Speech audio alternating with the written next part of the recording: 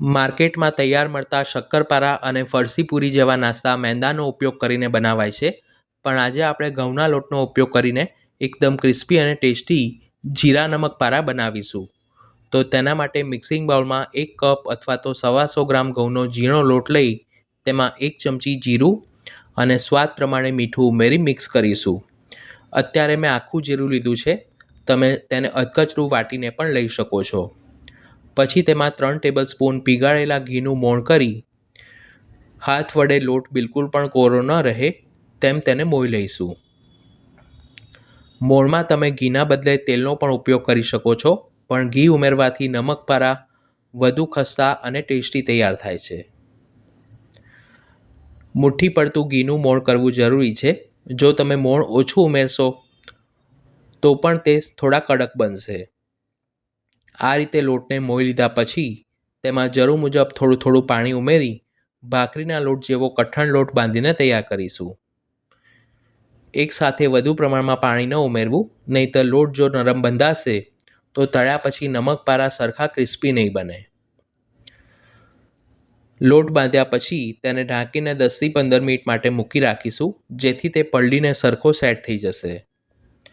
પછી હળવા હાથે તેને કેળવીને થોડો સ્મૂથ કરી લઈશું અને તેમાંથી મોટી સાઇઝના 2 લુવા બનાવીશું. જો તમારે મસાલા નમકપારા બનાવવા હોય તો લોટ બાંધતી વખતે તેમાં લાલ મરચું, હળદર, અજમો, હિંગ અને તલ ઉમેરી શકો છો. લુવાને આદરી પર મૂકી તેમાંથી મધ્યમ જાડી ગોળ રોટલી વણી લઈશું.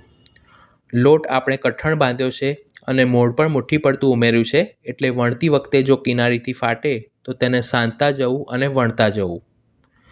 પછી ચપ્પુની મદદથી આ રીતે 1 થી 1.5 ઇંચની પટ્ટીઓ કાપી લઈશું. જેમ આપણે ચોળાફળી બનાવતા હોઈએ છીએ તે જ પ્રોસેસ કરવાની છે.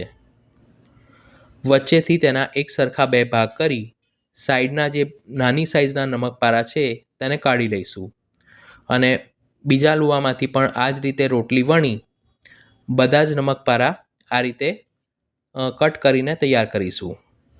નમકપારાને તળવા માટે કઢાઈમાં જરૂર મુજબ તેલ લઈ તે મધ્યમ ગરમ થાય એટલે કઢાઈમાં સમાય તેટલા નમકપારાને ધીમીથી મધ્યમ આંચ પર તળી લઈશું. નમકપારા તળાઈને કઢાઈમાં થોડા ઉપર આવે એટલે જારા વડે તેને થોડી થોડી વારે ફેરવતા જવું અને બંને બાજુથી સરસ લાઇટ બદામી રંગના અને ક્રિસ્પી થાય તે રીતે તળી લેવા. એક બેચને તળવામાં આશરે 3 મિનિટ જેટલો સમય લાગે છે. જો તમારે પડવાળા નમકપારા બનાવવા હોય તો વણતી વખતે તેમાં વચ્ચે ચોખાના લોટનો અને ઘીનો સાટો પણ લગાવી શકો છો. પણ આ રીતે સિમ્પલ નમકપારા બનાવશો તો પણ તે એકદમ ટેસ્ટી તૈયાર થાય છે. બંને બાજુ સરસ લાઇટ બદામી રંગના થાય એટલે તેને પ્લેટમાં કાઢી રૂમ ટેમ્પરેચર પર સરખા ઠંડા થવા દઈશું અને બાકીના નમકપારાને પણ આ જ રીતે ધીમીથી મધ્યમ આંચ પર તળી લઈશું. આ સિવાય પણ બીજા ઘણા બધા પ્રકારના કોરા નાસ્તાની રેસીપી મેં ચેનલ પર પોસ્ટ કરી છે, જેના પ્લેલિસ્ટની લિંક ઉપર આઈ બટન પર અને ડિસ્ક્રિપ્શન બોક્સમાં આપી છે. જો તમે તેને વધુ પડતા આકરા ગરમ તેલમાં તળશો તો તે બહારથી લાલ થઈ જશે અને અંદરથી કાચા રહેશે. થોડી થોડી વારે તેને ફેરવતા રહેવું, જેથી અંદરથી પણ તે સરખી રીતે સીજી જાય. નમકપારા સરખા ઠંડા પડે પછી તેને એરટાઇટ ડબ્બામાં ભરીને 20થી 25 દિવસ સુધી સ્ટોર કરી શકાય છે. તો આ રેસીપી તમે પણ ઘરે જરૂર ટ્રાય કરજો. વિડીયો પસંદ આવી હોય તો તેને લાઇક અને શેર કરવાનું ન ભૂલશો. ધન્યવાદ.